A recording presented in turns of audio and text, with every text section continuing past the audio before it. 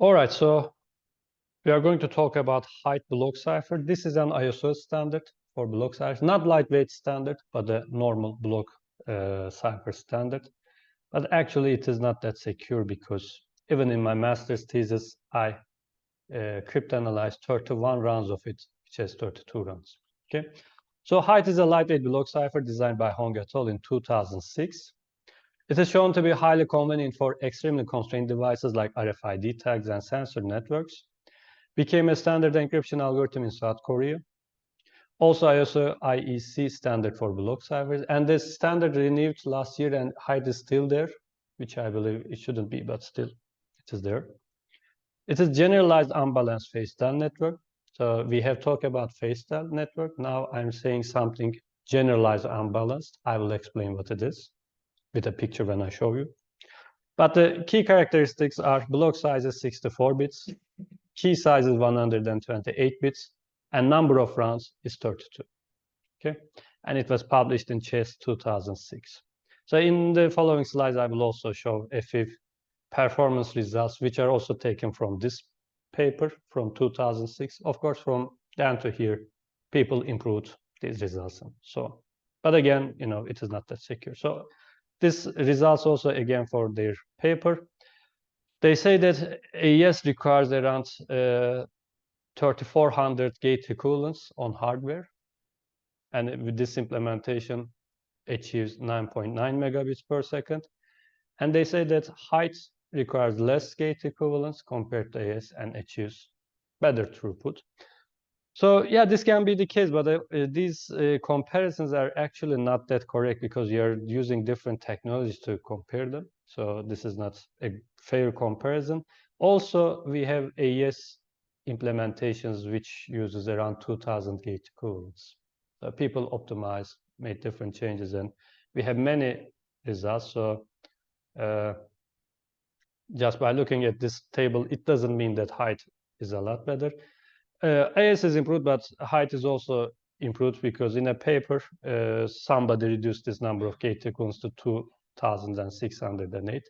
Of course, these changes affects the throughput and so on. So gate equivalent shouldn't be your only target, as we mentioned in this course, because at the time, as I mentioned, around 2006, people thought that since these are lightweight devices, the only aim should be low hardware footprint. This is why they are obsessed with gate equivalents. They want to do something smaller than AES. But this doesn't mean that it is fantastic because we need to also check latency, throughput, battery consumption on devices and so on. All right. In another paper, Ren et al. Showed that HIGHT is faster than AES, DSL, C, T, and XT on 8-bit microcontrollers. So this is why it became a good candidate for ISO standard. So idea is as follows. You have a master key. From master key, you generate whitening keys and subkeys, and you use them you use subkeys in every round. For the initial transformation and final transformation, you use some whitening keys. So I will explain how this key schedule works, but also I explain what a round of HIGHT looks like, okay? So let's look at the relations between original key and the whitening keys and subkeys. So key schedule is simple. And I said that we had 128-bit master key, and this is represented as 16 bytes.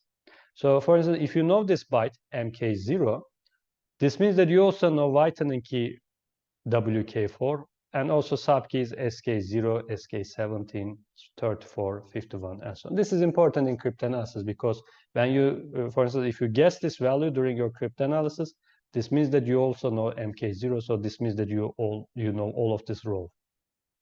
So in cryptanalysis results, these are important.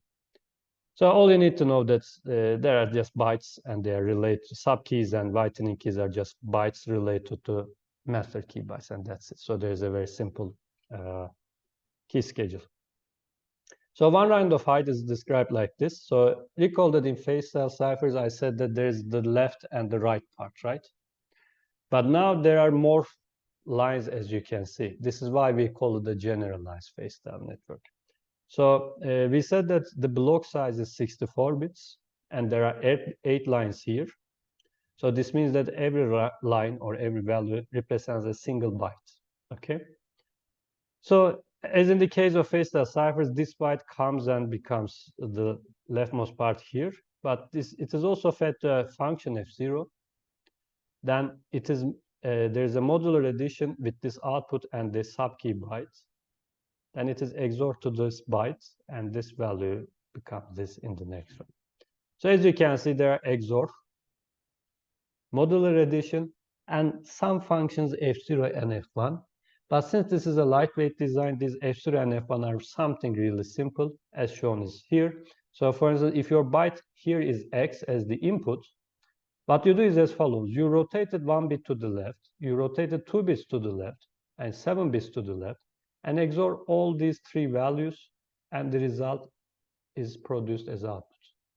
So as you can see, if you look at this picture, this is all of the steps of the run function of height. So as you can see, there are no S boxes. Some people think that every block cipher needs an S box to provide nonlinearity. But here we don't have an S box. So question is, then where do we have the nonlinearity? And it comes from this modular addition. Okay. If you remove these modular additions and turn into XORs, then we can break the cipher instantly because there won't be any nonlinear parts. Okay. So a very simple cipher. So this is no surprise that it is faster than AES, or no surprise that it requires less gate equivalence than AES, because these logical operations and so on are very simple to implement, right? So a very nice and easy design. But as I mentioned, I already provided a 31 run related key impossible differential attack during my master's. So years ago, some people also improved it, and it wasn't best optimized. I mean, if you have the interest, you can actually focus on those papers and improve them and give one of the best attacks on this cipher. So it is not that hard to break, I think, in a related key scenario, I mean. So I don't see any reason to use HIGHT if you already have other lightweight ciphers.